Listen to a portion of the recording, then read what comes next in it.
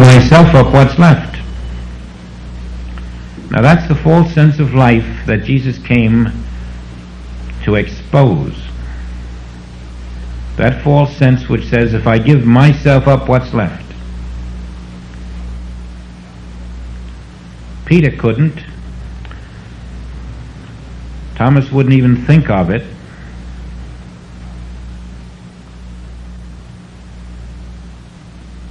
But that's the Christ message. You cannot have a false self and be yourself at the same time.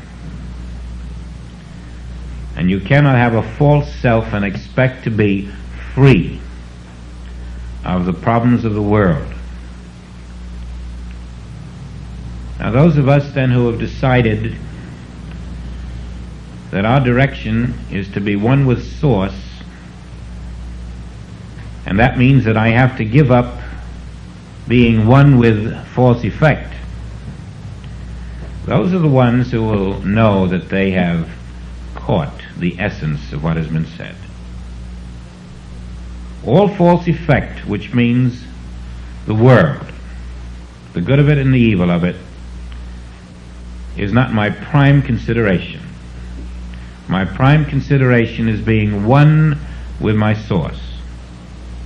One with cause, because only cause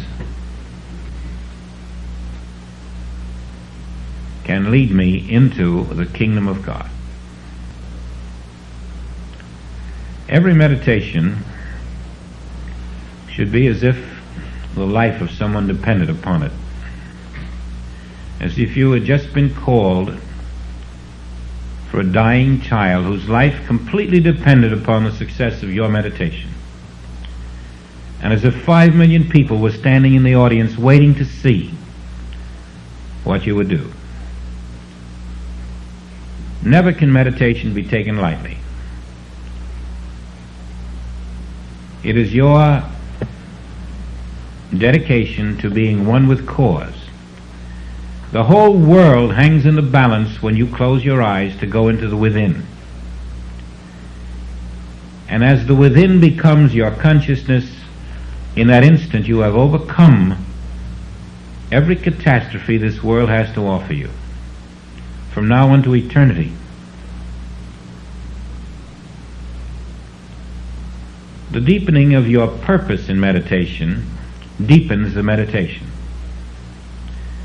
As you realize that every meditation is bringing you closer and closer to the realization of your Source, and that at the attainment of oneness with your Source, infinity is unveiled. This must be known every time you meditate, so that you're not casual, so that the vagrant ideas that flit through the mind can be resolutely overcome. To be one with your cause is the reason Jesus told us to go within. And this state of evolution, this is spiritual evolution, in a completely changed direction from the activity of the human mind and the human brain. And only you who can step out of that activity of the mind and brain can be reunited with the perfect cause. Now that should give you something to dwell upon in your moments of silence. And we are one at this moment in the realization that we know our direction. We have driven a wedge between this world and the brain which presents this world as false effect, and the mind which accepts the false effect as reality. And that is the beginning of a deeper consciousness. A consciousness which is the within itself. And from that within you have the new viewpoint. the new center of your being, from which you function not as man of earth, but as the rising Christ.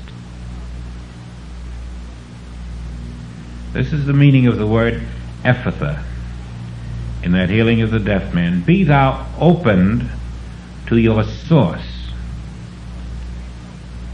to cause. Now, it's very possible while you're in a meditation of this sort that you become aware of the nothingness of evil as an experience. Suddenly something in you awakens you to the fact that all evil is just a window blind. And you learn the word imagination in a new sense. The human brain, receiving incoming patterns of sensation, forms these patterns of sensation into images of form, thought images called things, objects, people, trees. These thought images are imagined, brought into image by the brain. It is the brain's imagination, and that is this world. When you see imagination from that aspect, you understand why this world is your imagination.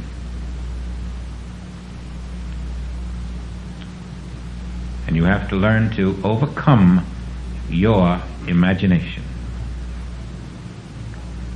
so that you cease imagining forms from incoming impulses and turn the kingdom of God back to the Father, who in turn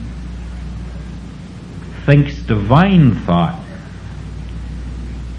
and the divine mind images for you the forms of the soul which become your outer experience. Imagination is the opposite of the truth.